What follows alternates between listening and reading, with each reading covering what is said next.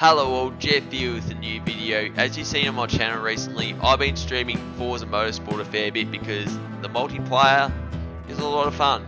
You've got safety ratings now, you can decide how much fuel you can have in the car, what tyres you can run even. We've never had this in a Forza game, so multiplayer, going places. But the single player career campaign is a complete and utter broken mess. Something I've never experienced in a video game or hardcore racing simulator. Basically, if you're married with kids, you really need a very understanding family because they're exclusive cars to obtain and I've only got a few days to get them or else I miss out. So I'm going to show you all how I go about doing these tours to get the cars that could end up being OP cars, rivals and online races. I don't know because we don't have the hoppers for them, but we may as well test it out, test my experiences. So I don't know, you could emphasize for me or laugh at me, whatever you want, but let's get to it and see how things pan out. So here's a prime example of how broken it is. If you look at this prototype power championship, I've actually completed this and I have got the accurate DPI. I'm thinking, oh, you've got no video proof. Well, let's have a look at the cars that I have in the garage, and there is the accurate DPI, the first car that pops up. Oh, did you buy it? Well, if you look at buy cars, the only accuracies you can get at the moment are the NSXs. So that's how broken it is. So let's just trial this, do that spa race again, and then we go to the next race.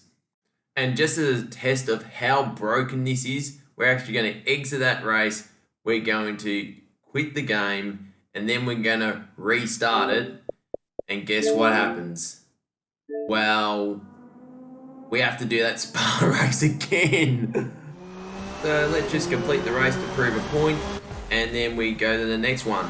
As we complete this race in Magello for the second time in this series with the Janetta, and then we get this rare achievement, which is completing 3 tours in career mode. Have a guess what those 3 are? Let's have a look. Well, the first tour I completed was the modern tour, and it counts even if you don't do the reward showcase. And the other 2, well, it was the track tour, although I did the prototype tour bit twice. So it even recognises that I've had to do that again, which is strange. But what if we actually do this reward showcase with the Acura? So we press A to continue. Well, it doesn't work first time, so we have to do that a second time. And now we're going to speed this loading process up by 800%, and there you go. I can't do it. You may be thinking in this instance, restarting the game would work. But you can try, I guess. Well, if you do that, well, you have to do Spa and Mugello in prototype power again before you even get to the reward showcase, which is just downright ridiculous. Well, if that Acura showcase doesn't work, let's try one of the others that I've unlocked and see if that experiences the same fate. So this one with the Ford GT. Now, will we have any issues when we hit A for continue? No, we don't. Straight in the upgrade screen, and we're going to hit continue. We're just getting that race perfectly fine. Finish the race. No problems there whatsoever. And just to test it, I decided, alright, let's just restart the game and see what happens, and boom, there's the progress. Done. Now let's go to C class. Now you can see, as you can see on that progress bar just there, I did this race before the Ford GT showcase, bit of Aussie pride, the HSV GTSR Line Rock. Finished that one. The next race was at Mid-Ohio, which I forgot to record. Silly me. No issues there. And then we had this Homestead race, and finally the 4th race in this series was Laguna Seca. Completing this series in a goated Aussie car, and then just to test it, restart the game. My progression is saved, thank God. So let's go to B class now. So B class, running another Aussie car, or not the biggest fan of this one because I'm on the other side of the fence, but respect for all Aussie cars, the Ford GTF. First race done at Grand Oak, second race at Silverstone. Now, without the GSO, I didn't upgrade the car to try and not experience the infinite loading screen, which is exactly what's happened here. Now, this applying upgrade screen should normally only be pop up for 2 seconds, and then there will be a saving string that goes for about 10 seconds, but sadly, we have to restart the game. What do you think is going to happen here? We have to do that race again. Anyway, we know what to expect. Just complete that one, and then we go to the next race. This time, we are going to upgrade the car again. This time, there we go, applying upgrades. Oh, the saving only popped up like a few seconds. There you go, not the 10 as I said before. Anyway, Indianapolis, no issues here. Just cross the line in first place, because why the hell not? And then the last race, another dub, this time at VIR. And yeah, no issues there either, so nice work, Jeff. Then restart the game again just as a test, and then it was the A-Class tour this time. Watkins Glen in the last of the 2 Dorium 3s. So you get second place there, and the upgrade thing worked fine before we headed out to Maple Valley in the perfect rain, pouring rain, and just smashing into the fence for a very dramatic finish for the win. And then time to upgrade, sacrifice the rear wing for a bit more power, and you know what's going to happen. We've got the infinite loading screen. Seriously, I've never experienced anything like this on a video game on a platform that has a hard drive. If this was a game on a Nintendo 64 with no controller pack or a PS1 with no memory card, I can totally understand. But this is 2023. Matter of fact, a game of the same name from 2005 didn't have any of these issues whatsoever.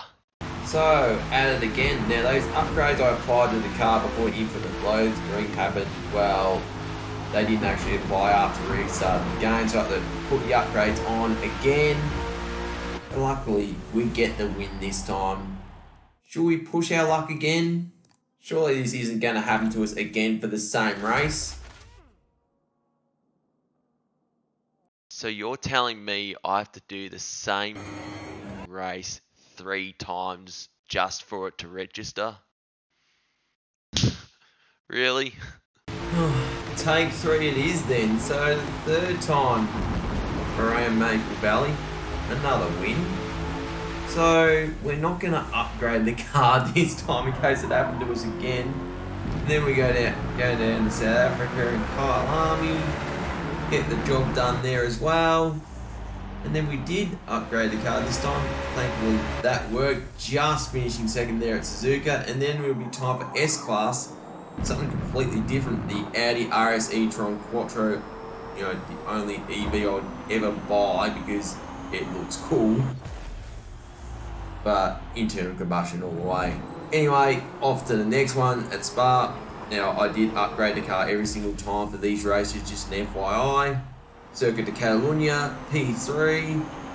You know, it's a bit hard with a big heavy car. You know, it takes a while to get this thing braking properly. Anyway, we upgrade the car again.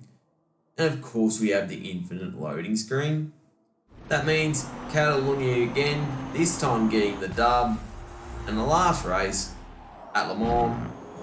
And we finished a distant P3 because, you know, we were bouncing on the speed limiter. But look at that. So completed 4 tours in career mode. It was really 3. One of them done twice. And then we'll do the reward showcase, the 2020 Audi R8 V10 performance. May as well play a bit more of this one because, you know, engine noise, love it.